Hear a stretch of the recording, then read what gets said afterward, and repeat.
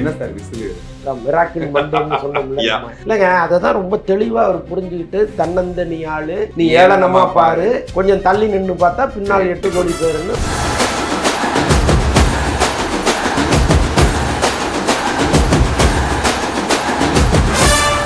விஜய் ஒரு விஷயத்த பண்ணியிருக்காரு. இந்த தொகுதியில் யார் நிற்கிறாங்கங்கிறது கூட அவங்களுக்கு தெரியல. விசில் சின்னம் விஜய் சொல்லிட்டாரு, அவ்வளோதான். இது 2 தான் அவங்க மைண்டில் போய் உட்காந்துருக்கு. அதனால தான் பல ஊர்களில் வேட்பாளர் யாருன்னு பார்க்கல, எதிர்த்து நிற்கிறவர் யாருன்னு பார்க்கல, டோட்டலாக விசிலுக்கு போடுன்னு போட்டிருக்காங்க. இந்த 5 வருஷம் ஆட்சி சிறப்பாக இருக்கும். மக்கள் வந்து ஒரு பெரிய ஒரு மாஸ் ஓப்பனிங்னு சொல்லுவாங்கல்ல படத்துக்கு, அந்த மாதிரி ஒரு மாஸ் ஓப்பனிங்கை விஜய் கொடுத்துருக்குறாங்க. இது ஒரு மிகப்பெரிய புரட்சி தான். நம்ம ஏற்கனவே பல முறை பேசியிருக்கோம். ஆனா MK ஸ்டாலின் அவர்கள் அவரோட தொகுதியில தோத்து போயிருக்காரு. ஸ்டாலினுடைய தோல்வி வந்து உள்ளபடியே அதிர்ச்சி தான். அதுக்கெல்லாம் சேர்த்து தான் இந்த மக்கள் வந்து ஒரு பெரிய கறி எடுத்து அதிமுக ஆள் எடுக்கிறதா இல்ல வந்துட்டு காங்கிரஸ் அவங்களா முன் வருவாங்களா? காங்கிரஸ் கட்டாயமா வந்துருங்க. எனக்கு தெரிஞ்சு ஒரு 5 சீட்டு என்னமோ ஜெயிச்சிருக்காங்க. அதுக்கப்புறம் பாமக ஒரு 5 சீட்டு ஜெயிச்சிருக்காங்கன்னு நினைக்கிறேன். இப்படி 10 பேர் வந்தாலே போதும். உலகெங்கும் வாழும் தமிழ் நெஞ்சங்களுக்கு கிறிஸ்டியின் அன்பு வணக்கம். நம்மோட சினிமா விமர்சகர் வலைப்பேச்சு அந்தம் நினைச்சிருக்காரு. வணக்கம் சார். வணக்கம் கிறிஸ்டி, எப்படி இருக்கீங்க சார்? நல்லா இருக்கேன். என்ன சார் விசில்? மிராக்கிள் மண்டேன்னு சொன்னோம்ல. ஆக்சுவலி லாஸ்ட் இன்டர்வியூல சொல்லிட்டு போறோம், மிராக்கிள் மண்டே, அதாவது மண்டே மிராக்கிள் நடக்க போகுது அப்படின்னு சொல்லிட்டு. உண்மையிலே இது மிராக்கிளா தான் பாக்குற மாதிரி தான் இருக்கு. ஆனா அந்த வாக்கு சதவீதம்லாம் பார்க்கும்போது இது என்ன சார் நடந்திருக்கு ஆக்சுவலி? ஏன்னா இவ்வளோ பேர் வந்து சொல்லும் போது பெருசா நம்பிக்கை இல்லை. விசில் ஜெயிக்கும், விசில் தான் நான் ஓட்டு போட்டேன் அப்படின்னு மாதிரிலாம் சொல்லும் போது ஓகே எல்லாரும் வந்து சொல்றாங்கன்றக்காக சொல்றாங்கன்ற மாதிரி தான் இருந்துச்சு. பட் விஜய் ஒரு விஷயத்த பண்ணியிருக்காரு, எப்படி இருக்கு? இல்லைங்க, ஆக்சுவலாக மக்கள் விரும்பும் முதல்வர் வேட்பாளர்னு அவங்க ஒரு டைட்டில் வச்சாங்கல்ல, தெரிஞ்சே வச்சாங்கன்னு தான் நான் நினைக்கிறேன். ஆக்சுவலாக இந்த தொகுதியில் யார் நிற்கிறாங்கங்கிறது கூட அவங்களுக்கு தெரியல. விசில் சின்னம் விஜய் சொல்லிட்டார், அவ்வளோதான். இது 2 தான் அவங்க மைண்டில் போய் உட்காந்துருக்கு. அதனால தான் பல ஊர்களில் வேட்பாளர் யாருன்னு பார்க்கல, எதிர்த்து நிற்கிறவர் யாருன்னு பார்க்கல, டோட்டலாக விசிலுக்கு போடுன்னு போட்டிருக்காங்க. இது ஒரு மிகப்பெரிய புரட்சி தான். நம்ம ஏற்கனவே பல முறை பேசியிருக்கோம், ஒரு மௌன புரட்சி வரப்போகுது அப்படின்லாம் நம்ம பேசியிருக்கோம். இது முதல்வர் ஆவார்னு நான் நினைக்கல. ஒரு அறுதி பெரும்பான்மையோட அவர் வந்து வெற்றி பெற்று முதல்வர் ஆவார்னு நான் நினைக்கல. ஒரு 50 சீட்டு வருவார். நம்ம பேசும்போதே அதை டிஸ்கஸ் பண்ணியிருக்கோம். ஒரு 50 சீட்டு வந்துருவார். அவர் தயவு இல்லாமல் ஆட்சி அமைக்க முடியாது. அதுதான் நம்முடைய எண்ணமாக இருந்துச்சு. ஆனால் இந்த எண்ணத்தை எல்லாம் தவிடு பொடியாக்கி மக்கள் வந்து ஒரு பெரிய ஒரு மாஸ் ஓப்பனிங்னு சொல்லுவாங்கல்ல படத்துக்கு, அந்த மாதிரி ஒரு மாஸ் ஓப்பனிங்கை விஜய் கொடுத்துருக்குறாங்க. இதற்கப்புறம் அவர் கையில் தான் இருக்குது. இது வந்து ஒரு லாங் ஜேர்னியா அல்லது 5 வருஷத்தோட முடிகிறதாங்கிறத விஜய் தான் முடிவு பண்ணணும். கட்டாயமாக அவருக்கு ஒரு விஷன் இருக்கும். அந்த விஷனை இங்கே நிறைவேற்றுவார்னு நான் நம்புகிறேன். ஓகே, ஆனால் அதுக்கு முன்னாடி தற்கூரி, இது வந்து விசில் அடிச்சான் குஞ்சு, இவங்கெல்லாம் வந்து ஆட்சிக்கு வந்து என்ன பண்ண போகிறாங்க, விஜய்க்கு ஓட்டு போடுறது வந்து ஒரு என்ன சொல்றது இழுக்கு, அதெல்லாம் நீங்கள் பண்ணவே கூடாது அப்படின்ற மாதிரி ஒரு நெரேட்டிவ் போயிட்டு இருந்துச்சு. எம்ஜிஆர் அவர்களுக்கும் இந்த நெரேட்டிவ் இருந்துச்சு. விஜய் விசில் அடிச்சான் குஞ்சுகள். ஆமாம், இப்போ அதையெல்லாம் தாண்டி இந்த விண்ணை எப்படி பார்க்குறீங்க? இல்லைங்க, அதை தான் ரொம்ப தெளிவாக அவர் புரிஞ்சுக்கிட்டு, தன்னந்தனி ஆளு நீ ஏளனமா பாரு, கொஞ்சம் தள்ளி நின்று பார்த்தா பின்னால் 8 கோடி பேருன்னு ரொம்ப தெளிவாக அந்த வரி எழுதியிருக்காங்க. அந்த வழி இல்லாமல் அந்த வரி எழுத முடியாது. நீங்கள் என்ன இவ்வளோ ஏளனமாக பார்க்குறல்ல, நான் யாருங்கிறத உனக்கு காமிக்கிறேன்னு அந்த வரி ஒன்று உயிர் பெற்று இன்னைக்கு நிற்கிது. உள்ளபடியே நல்லா யோசிச்சு பாருங்கள். ஒரு பெரிய கூட்டத்தை, அங்கே படித்தவங்க இருக்காங்க, வழக்கறிஞர் அணி இருக்குது, மருத்துவர் அணி இருக்குது, நிறைய பேர் படித்தவங்க இருக்காங்க. அப்படி ஒட்டு மொத்தமாக ஒரு பிராண்ட் பண்ணாங்க பாருங்கள். முட்டா பயிலுக, தற்கூரிங்க, படிச்ச முட்டாள், ஆமாம், தற்கூரிகளின் தலைவன் அப்படின்லாம் பேசும் பொழுது அவர் எங்கேயுமே அதை ரியாக்ட் பண்ணல.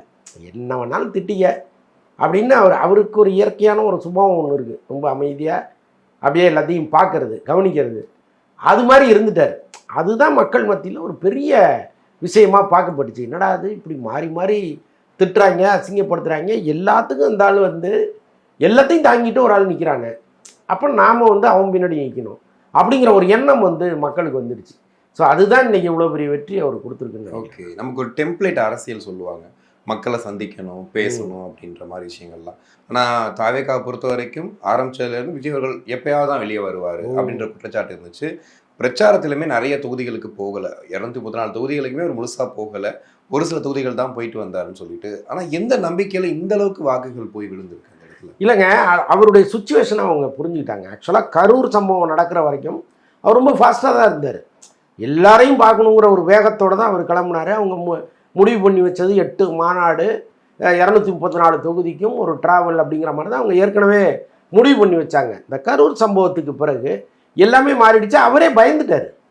நீங்கள் சென்னையில் அவர் பிரச்சாரம் பண்ணும்போதெல்லாம் கவனிச்சா தெரியும், எப்படியாவது இந்த இருட்டுறதுக்குள்ளே நம்ம அந்த பிரச்சனையை முடிச்சிடணும், கிளம்பிட்டாரு. ஆமாம், கொஞ்சம் கும்பல் குடிச்சினாலே பதறாரு.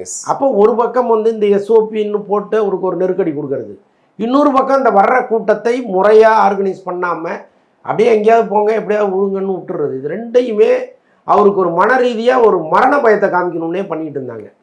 ஸோ அதெல்லாம் வந்து மக்கள் கரெக்டாக புரிஞ்சுக்கிட்டாங்க. ஏதோ ஒரு வகையில் அவருக்கு நெருக்கடி கொடுக்குறாங்க, அதனால தான் அவர் இப்படி இருக்கிறாருங்கிறதெல்லாம் அவங்க புரிஞ்சுக்கிட்டு தான் இப்படி பண்ணியிருக்காங்க. உள்ளபடியாக அவர் பிரச்சாரம் இன்னும் அதிகமாக பண்ணியிருந்து ரொம்ப தினந்தோறும் போய் மக்களை அவர் சந்திச்சிருந்தாருன்னா சொல்ல முடியாது. 234 தொகுதி கூட 233 தொகுதி, ஒரு தொகுதியில் தான் வேட்பாளர் எஸ்கேப் ஆகிட்டாரு. 233 தொகுதியிலே அவர் ஜெயிச்சிருப்பார் போல இருக்கு. அப்படி இருக்கு ரிசல்ட் எல்லாம் பார்த்தா. ஓகே, ஆனால் திமுகவோட நிலைமை, பவளவிழா கண்ட கட்சி ஆளுங்கட்சியாக இருந்தது. ஆனால் MK ஸ்டாலின் அவர்கள் அவரோட தொகுதியில் தோற்று போயிருக்காரு. அதுவும் அவருக்கு எதிராக நிற்பாட்டினது வந்துட்டு இவங்க சைட்ல இருந்து விஜயோ ஆதவ் அர்ஜுனாவோ அந்த முகங்கள் போகாமல் 2006 ஆல்ரெடி திமுக எம்எல்ஏ இருந்த ஒருத்தர் அவரை நிப்பாட்டி அவரை தோற்கடிச்சதை எப்படி எடுத்துப்பாங்க திமுக? ஆக்சுவலாக எனக்கு MK ஸ்டாலினுடைய தோல்வி வந்து உள்ளபடியே அதிர்ச்சி தான். ஏன்னா இந்த தேர்தலை பொறுத்தளவுக்கு அல்லது இந்த கடந்த 5 ஆண்டு ஆட்சியில் கூட தனிப்பட்ட முறையில் அவர் மீது நமக்கு ஒன்றும் பெருசாலாம் கோபம் வர்ற அளவுக்கு அவர் நடந்துக்கவே இல்லை. எல்லா இடத்துலையும் அவருடைய அந்த டிக்னிட்டியை அவர் விட்டு கொடுத்ததே இல்லை, ரொம்ப கரெக்டாலாம் பண்ணியிருக்காரு. பட் இந்த முறை மக்கள் ஏன் இவ்வளவு ஒரு வெறுப்படைஞ்சாங்கன்னு என்னால் புரிஞ்சிக்கவே முடியல. முக்கியமாக அதுக்கு அந்த வேட்பாளரும் ஒரு காரணமாக இருக்கார், விஎஸ் பாபு. அவர் லோக்கலில் அவ்வளோ செல்வாக்குள்ள ஒருத்தராக இருக்கார். அதனால தான் கரெக்டாக அவர் வந்து கட்சியில் சேர்றாரு. இம்மிடியட்டாக அவருக்கு வந்து அங்கே சீட்டு கொடுக்குறாங்க. ஒரு சரியான தேர்வு தான் அது. ஆனால் இவர் தோல்வி அடைஞ்சு உள்ளபடியே நம்ம கொஞ்சம் கஷ்டமாக தான் இருக்குது. ஓகே, நிறைய வாக்கு வித்தியாசம்லாம் பார்த்துருப்பீங்க. 10,000, 15,000, சில இடங்கள் 40-50,000 வாக்குகள் வித்தியாசம் போது எப்படி எடுத்துப்பாங்க அதிமுகவும் திமுக? இல்லை, பொதுவாக மும்முனை போட்டியில் இது நடக்கவே நடக்காதுங்க. நீங்கள் மும்முனை பேசும்போது கூட 1000-2000 தான் அதுதான் இந்த சொற்ப எண்ணிக்கையில் தான் வெற்றி தோல்விகள் நடக்கும் இந்த 3 முனை போட்டிங்கும் போது. ஆனால் இதில் நடக்குதுன்னா இப்போ எவ்வளவு தூரம் மக்கள் வந்து தாவேக்காவை நம்பியிருக்காங்கங்கிறது ரொம்ப ஆச்சரியமாக இருக்குது. இது எல்லாத்தையும் விஜய் அனலைஸ் பண்ணணும், அதுதான் இப்போ ரொம்ப முக்கியமானது. மக்கள் இவ்வளோ அன்பு நம்ம மேலே வச்சுருக்கிறாங்க, இந்த அன்புக்கு நாம் என்ன பண்ண போகிறோம் அப்படின்னு அவர் தினந்தோறும் காலையில் எந்திரிச்சு நினச்சிட்டாருனாலே இந்த 5 வருஷம் ஆட்சி சிறப்பாக இருக்கும். தினந்தோறும் அவர் நினச்சிக்கணும், அதுதான் அதில் ரொம்ப முக்கியம். ஓகே, இப்போ எம்ஜிஆர் கூட கம்பேர் பண்ணி ஃபஸ்ட்டு பேசினாங்க, அதுக்கப்புறம் அவங்க பேசிகிட்டு இருந்தாங்க, மற்றவங்க கம்பேர் பண்ணாதீங்கன்னு சொன்னாங்க. தேர்தல் நெருங்குற நேரத்தில் அவங்க ரொம்ப ஸ்ட்ராங்காகவே சொன்னாங்க எம்ஜிஆர் மாதிரி தான் வரப்போகிறார் அப்படின்னு. ஆனால் 33.something தான் அவர் எடுத்திருக்காரு பர்சன்டேஜ். இன்னைக்கு விஜயோட பர்சன்டேஜ் 35%. இது ஒரு ரெக்கார்ட் பிரேக் மாதிரில சார். கட்டாயமாங்க. இப்போ பல பேர் இந்த கருத்து கணிப்பாளர்கள் என்ன சொன்னாங்கன்னா 30% அவர் தாண்டினாலே இந்த மாதிரி ஒரு இது இருக்குது, ஒரு ரிசல்ட் இருக்குது, 35 வந்தால் இந்த ரிசல்ட் இருக்குது அப்படின்லாம் கணிச்சாங்க.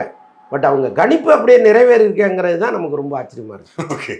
அதில் சில பேர் கணிச்சது, நான் எல்லாரையும் சொல்லலை, சில பேர் ரொம்ப மோசமாக கணிச்சாங்க. ஒரு 2 சீட்டு 3 சீட்டு தாண்ட மாட்டார் அப்படின்னு சொன்னாங்க. அது எந்த அடிப்படையில் சொன்னாங்கன்னு தெரில. பல வருடங்களாக இங்கு பத்திரிகையாளர்களாக இருக்கிறவங்க, மூத்தவர்கள், அனுபவசாலிகள், அவங்களே இப்படி வந்து ஒரு கணக்கு போட்டாங்களேங்கிறது தான் நமக்கு ரொம்ப ஆச்சரியமாக இருந்துச்சு. ஓகே, இப்போ அரசியலே பேச மாட்டேன்னு ரங்கராஜ் பாண்டே உட்பட பல பத்திரிகையாளர்கள் சவால்லாம் விட்டுருக்காங்க. இப்போ டிபேட்ஸில் உட்காந்து சண்டைலாம் போட்டுட்டு ஒரு தொகுதி ஜெயிச்சா நான் மொட்டையடிச்சுன்ற மாதிரிலாம் சொல்லி வச்சிருக்கிறாங்க. என்ன நடக்க போகுதா? இல்லை, அதெல்லாம் ஒன்றும் இல்லை. அவங்க கருத்தை அவங்க சொல்கிறாங்க, அது மாறி போச்சுங்க, அதுக்கு நான் என்ன செய்ய முடியும், உங்களுக்கு எப்படி ஷாக்கோ அது மாதிரி தான் எனக்கும் ஷாக்குன்னு வந்து உட்காந்துருவாங்க. அதுக்காக தொழிலை விட்டு போக முடியுமா? அதெல்லாம் வாய்ப்பு கிடையாது. பட் இனிமேல் அவங்க பேசுகிறத மக்கள் அப்படியே முழுசாக எடுத்துக்க மாட்டாங்க. அதுதான் அதில் இருக்கிற. இப்போ விஜயோட மனநிலை, ஏன்னா நம்ம நிறைய டைம் பேசியிருக்கோம், கரூர் சம்பவத்துக்கு அப்புறம் நம்ம பேசணும், அதுக்கப்புறம் அவருடைய விவாகரத்து பிரச்சனைக்கு அப்புறம் பேசணும், எல்லாத்துலேயுமே அமைதியாக சைலண்ட்டாகவே இருந்த ஒருத்தர் இன்னைக்கு இவ்வளோ அன்பு கொடுத்துருக்குறாங்க. இன்னைக்கு இவரை போய் முதலமைச்சராக உட்கார வைக்கிறதுக்கு அவங்க போராடி இருக்காங்க. அவர் எப்படி நினச்சிட்டு? கட்டாயமாக அவருக்கு ஒரு கால்குலேஷன் இருக்கும். அது இல்லாமல் அவர் வந்து இவ்வளவு தூரம் அவர் ஸ்பீச்சில் கான்ஃபிடென்ட், ரொம்ப கான்ஃபிடென்ட்டாக பேசினார். அவர் இந்த கடுப்பு கணிப்பெல்லாம் நம்பாதீங்கன்னாரு. நீங்கள் அப்போ வந்து ஆமா, அவர் எவ்வளவு ஊண்டாயிருக்காங்கிறத நீங்கள் புரிஞ்சுக்கலாம். இன்னொன்று, இப்போ நாம் வந்து இந்த வீடியோக்களில் பார்க்குறோம், அந்த ஆங்கிளில் பார்க்குறோம், அந்த ஆங்கிளில் பார்க்குறோம். ஆனால் மேலே நின்று மொத்தத்தையும் அவர் தான் பார்க்குறாரு. அவருக்கு தெரியும் அந்த கண்ணில் இருக்கிற ஆர்வம், அவங்க நம்மளை பார்க்குற விதம், அதெல்லாம் ஓட்டா மாறுங்கிறது அவருக்கு தெரியும். அப்போ ஒரு தொகுதியில் இவ்வளோ பேர் நமக்கு நிற்கிறாங்க அப்படின்னா அதை அவர் மல்டிப்ளை பண்ணி பார்ப்பார்ல, அவருக்குன்னு ஒரு கணக்கு இருக்கும்ல. ஸோ அதனால தான் இவ்வளோத்தையும் காதில் வாங்கிட்டு அடிக்கிறியா அடி, நான் பார்த்துக்கிறேன் அப்படின்னு நின்று இருக்கிறாரு. ஸோ அது ஒரு பெரிய குணங்க. இப்போ வேறு யாருக்குமே அது வராது. இப்போ ஒருத்தரை பார்த்து இழிவாக தொடர்ந்து எதையாவது ஒன்று கட்டுக்கதைகளை உருவாக்கிட்டே இருக்கிறது ஒன்றும் இல்லை. இப்போ 4ஆம் தேதி ரிசல்ட்டு, 3ஆம் தேதி அவர் ஆஸ்திரேலியா போகிறாருன்னு கிளப்பி விட்டாங்க. யாரும் போவா? அது ஒரு பெரிய செய்தியாக மாறுது. 3ஆம் தேதி விஜய் ஆஸ்திரேலியா போகிறாரா, அவர் கூட திரிஷா போகிறாங்களாம் அப்படின்னு கிளப்பி விட்டாங்க. அப்போ நம்ம ஒரு தேர்ட் பர்சன் பார்க்கும்போது நமக்கே எரிச்சலாக இருக்குது. இப்படி ஒரு அநியாயத்துக்கு போய் சொல்கிறீங்களே. அரசியல் ஆர்வம் உள்ளவன் எவனாவது சொந்த வேலையை கூட அன்றைக்கி வெளியூர் போக மாட்டான், டிவி முன்னாடி தான் உட்காந்துருப்பான்.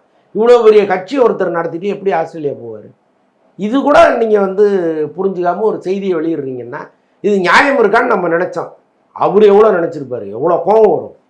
அதுக்கெல்லாம் சேர்த்து தான் இந்த மக்கள் வந்து ஒரு பெரிய கறி எடுத்து ஊடகங்கள் மேலே பூசியிருக்காங்க. நான் சொல்கிறது என்னென்னா, இந்த கரியை எதிர்கட்சிகள் மேலே பூசினாங்க, ஏற்கனவே ஆளுங்கட்சியாக இருந்த கட்சி மேலே பூசினாங்க அப்படிங்கிறதெல்லாம் விட்டுருங்க. இந்த ஊடகங்கள் மேலே பூசியிருக்காங்க. எல்லா செய்திகளையும் ஒரு வாட்ஸ்அப்பில் வர்ற வதந்தியை கூட நீங்கள் மெயின் ஸ்ட்ரீமில் செய்தியாக மாற்றுறது இருக்குல்ல, அதை விட அநியாயம் இந்த உலகத்தில் ஏதாவது உண்டு. அதை தொடர்ந்து இங்கே பண்ணிகிட்டே இருந்தாங்க. ஓகே, நீங்கள் சொன்ன மாதிரி ஒரு அக்ரெஷன் மோடில் இருந்த மாதிரி இருந்துச்சு. இப்போ ரஜினிகாந்த் அவர்கள் அரசியலுக்கு வரும்போது சரி, அவரை வந்து தாக்கி பேசும்போதும் சரி. ஆனால் இந்த வாட்டி விஜய் வரும்போது எல்லாத்துக்கும் பர்சனல் அட்டாக் பண்ணாங்க. எதுக்கு எடுத்தாலுமே விஜய்க்கு ஒன்றுமே தெரியாது. இல்லைங்க, இவங்களே ஒரு பொய்யை கிரியேட் பண்ணி இவங்களே அது வந்து செய்தியாக்கி அப்புறம் இவங்களே இல்லைம்மாங்க. ஸோ அப்படி வந்து தினந்தோறும் ஒன்று வந்துகிட்டே இருக்கும். அது பண்ண போகிறாராம், இது பண்ண போகிறாராம், அங்கே ஓடிட்டாராம், இங்கே நின்றுட்டாராம், எதையாவது ஒன்று கிளப்பி விட்டுட்டே இருப்பாங்க. ஓகே, அப்போ கவனிக்கிறவருக்கு எவ்வளோ கோபம் வரும். கண்டிப்பாக. ஆனால் அவ்வளோத்தையும் இந்த உள்ளுக்குள்ளே போட்டு அடக்கிட்டு வெளியில் வரும்போது அப்படியே அமைதியாக வந்துட்டு போனார்ல. இதைத்தான் மக்கள் பார்க்குறாங்க.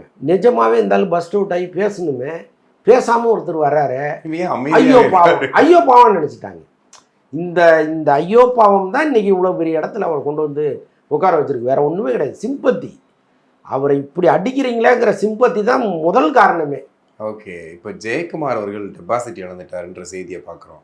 நிறைய இடங்கள்ல முக்கியமான தலைவர்கள், துரைமுருகன் அவர்கள்லாம் 3 சீட்டு வரைக்கும் பின்னாடி போயிட்டு வந்தது. அப்புறம் KN நேரு அவர்கள் பின்னாடி போய் அதுக்கப்புறமா லாஸ்ட்டாக ஜெயிச்சது. உதயநிதி அவர்கள் தொகுதியில் வந்துட்டு 3 சுற்றுக்கு அப்புறம் தான் அவர் வந்து ஜெயிக்க உள்ள வராரு அப்படிங்கிறது. இது ஒரு மாதிரி திமுக அதிமுக ஒரு கலங்கடிச்சிருக்குமா? ஒருத்தர் வராரு இப்படி பண்ணிட்டாரு அப்படிங்கிறத தாண்டி நம்ம ஜெயிக்கிறதுக்கே இப்படி ஆகிப்போச்சே அப்படின்ற மாதிரி. இல்லைங்க, அதுதான் இப்போ நான் திரும்ப திரும்ப ஒரே விஷயத்தை தான் நம்ம சுற்றிட்டு இருக்கோம்னு நினைக்கிறேன். இந்த ஊடகங்கள் வாயிலாக அல்லது ஊடகங்கள் உட்கார்ந்து பேசுகிறவர்கள் வாயிலாக ஒரு வதந்தியையும் பொய்யையும் கிளப்பிட்டே இருந்தாங்கல்ல, அதுதான் இந்த எலெக்ஷனில் ரிஃப்ளெக்ட் ஆகிருக்கு. இப்போ நீங்கள் சொல்கிறது KN நேருவோ துரைமுருகனோ அல்லது இன்னும் பல தலைவர்களோ ஏன் வந்து ஒரு தடுமாற்றத்தோடு வர்றாங்க, அந்த இடத்துக்கு வந்தாங்க அப்படின்னா மக்கள் வந்து இதை கவனிச்சுட்டே இருக்காங்க. நீங்கள் வந்து ஒருதலை பட்சமாக இருக்கீங்க, உங்களை விடக்கூடாதுங்கிற எண்ணம் வந்து அவங்க மனசில் உருவாயிருச்சு. அதுக்கு காரணமானவர்கள் யாருன்னா நீங்கள் தான். நினச்சா ஊடகத்தை வச்சு சோசியல் மீடியாவை வச்சு நாம் வந்து ஒரு பிம்பத்தை கிரியேட் பண்ணிடலாம், ஒரு ஆளை ஒழிச்சிடலான்னு நினைக்கிறது இருக்குல்ல, அது தவறுன்னு இந்த மக்கள் உங்களுக்கு சொல்லி கொடுத்துருக்காங்க. அவ்வளோதான். இப்போ அடுத்த தேர்தலை நீங்கள் சந்திக்கும் பொழுது நாங்கள் இன்னதும் பண்ணியிருக்கோம். எப்போவுமே எதிராளியை அடித்து எதிராளியை இழிவுபடுத்தி ஜெயிப்பதை விட நான் இன்னதெல்லாம் பண்ணியிருக்கேன், நீ எனக்கு ஓட்டு போடுன்னு கேட்குறது தான் சரியாக இருக்கும். இனிமேலாவது அந்த அரசியலை நோக்கி எல்லாரும் போகும். ஓகே, இப்போ அடுத்து என்னன்ற கேள்வி தான். ஏன்னா பிரம்மாண்ட வெற்றின்ற மாதிரி நீங்கள் டிவிக்கே கொண்டாடிட்டு இருக்காங்க. ஆனால் அடுத்து என்ன பண்ண போகிறார் விஜய்? எப்படியும் தொங்கு சட்டசபை இந்த ரேஞ்சில் தான் இருக்குது. இப்போ அதிமுகலேருந்து ஆள் எடுக்கிறதா, இல்லை வந்துட்டு காங்கிரஸ் அவங்களா முன் வருவாங்களா? ஏன்னா கூட்டணிக்கே யாரும் போகலை, நீங்கள் ஆட்சியிலும் பங்கு அதிகாரத்துக்கும் சொல்லி யாரும் போகலன்றது ஒரு விமர்சனமாக வச்சாங்க. இந்த நிலைமையில யார் வருவாங்க, எப்படி அமைய போகுதுன்னு நினைக்கிறேன்? காங்கிரஸ் கட்டாயமாக வந்துருங்க. எனக்கு தெரிஞ்சு ஒரு 5 சீட்டு என்னமோ ஜெயிச்சிருக்கிறாங்க. அதுக்கப்புறம் பாமக ஒரு 5 சீட்டு ஜெயிச்சிருக்காங்கன்னு நினைக்கிறேன்னா. இப்படி 10 பேர் வந்தாலே போதும். 10 பேர் தான் ஸ்கேர்சிட்டின்னு நான் நினைக்கிறேன். 10 பேர் வந்தாலே போதும். இப்போ இவர் போய் நீங்கள் வாங்கன்னு கேட்குறத விட அவங்களே இப்போ ஒரு அப்ரோச் பண்ணுவாங்க. சார் நாங்கள் வந்துடுறோம், என்ன தரீங்க, என்ன ஏதாவது ஒரு போர்ட்ஃபோலியோ கொடுங்க, நாங்கள் வந்துடுறோன்னு தான் அப்படி தான் பேசுவாங்க. கட்டாயமாக அது ஒன்றும் பெரிய சிரமம் கிடையாது அவங்களுக்கு. ஏற்கனவே சொன்னவர் தானே, ஆட்சியில் பங்கு அதிகாரத்தில் பங்குன்னு சொன்னவர் தானே. அன்றைக்கி யாருமே அவரை நம்பலை. இன்றைக்கி கேட்கும் பொழுது வாங்க தரேன். அன்றைக்கி வந்திருந்தால் பெரிய துறை கொடுத்துருப்பாரு. இன்றைக்கி வந்தால் ஒரு சின்ன திறமையை கொடுத்துட்டு வாங்கன்னு கூப்பிட போகிறாரு, அவ்வளோதான். இது வந்து ரொம்ப ஈஸியாக சால்வ் பண்ணுற பிரச்சனை. ஓகே, இது வந்து அதிகபட்சம் போனால் ஒரு 10 சீட்டு பிரச்சனை, ஒரு 50 சீட்டு 20 சீட்டு 30 சீட்டுனா தான் பெரிய பிரச்சனை. இது ஒன்றும் இது ஈஸியாக சரி பண்ணுவாங்க. ஓகே. இப்போ நேற்று கூட விவாதத்தில் பார்த்தேன், திமுக அதிமுக கூட்டணி வச்சு கூட விஜய் சிஎம் ஆக்க விட மாட்டாங்க அப்படிங்கிற ஒரு கூற்று சொல்கிறாங்க இல்லையா? அது எப்படி நம்புறது, எப்படி எடுத்து? இல்லைங்க, அதுக்கெல்லாம் வாய்ப்பே கிடையாதுங்க. இன்னொன்று வந்து இப்போ ஒரு தேசிய கட்சி இங்கே தமிழ்நாட்டுக்கு வருது, தமிழ்நாட்டுக்கு ஏதோ ஒரு வகையில் அச்சுறுத்தல் வரப்போகுது அப்படின்னா தமிழ்நாட்டில் இருக்கிற இருவரும் கட்சிகளில் ஒன்று சேருவதை மக்களே விரும்புவாங்க. ஆனால் இப்போ விஜய்க்கு எதிராக நேற்று வந்த ஒரு சின்ன பையனுக்கு எதிராக இவ்வளோ காலம் 60 வருஷமாக சண்டை போட்டு இருந்த 2 பேரும் ஒன்றா வராங்கன்னா அதை விட இழிவான ஒரு விஷயம் எங்கேயுமே நடக்காது. மக்களே இன்னும் அவங்கள சீப்பாக நினச்சிருவாங்க. இப்போ சீப்பாக நினச்சதுனால தான் ஜெயிக்க முடியாமல் போனீங்க, இன்னும் உங்களை இழிவாக நினச்சிருவாங்க. அந்த தவறை இவங்க 2 பேரும் செய்யவே மாட்டாங்க. ஏற்கனவே எம்ஜிஆரும் கலைஞருமே இப்படி ஒரு முடிவை எடுக்கும் பொழுது ஏதோ ஒரு காரணத்தினால அது இப்போதைக்கு வேண்டான்னு தள்ளி போட்டாங்க. அப்படி ஒரு எண்ணம் இருந்துச்சு. ஆனால் அன்னைக்கு இருந்த சுச்சுவேஷன் வேறு. இன்றைக்கி விஜய்ங்கிற ஒருத்தருக்காக இவ்வளோ பெரிய ஒரு விஷயத்தை கட்டாயமாக அது கையில் எடுக்க மாட்டாங்க. ஓகே, கண்டிப்பாக சார். நிறைய விஷயங்கள் பேசணும். உங்கள் நேரத்துக்கு ரொம்ப நன்றி.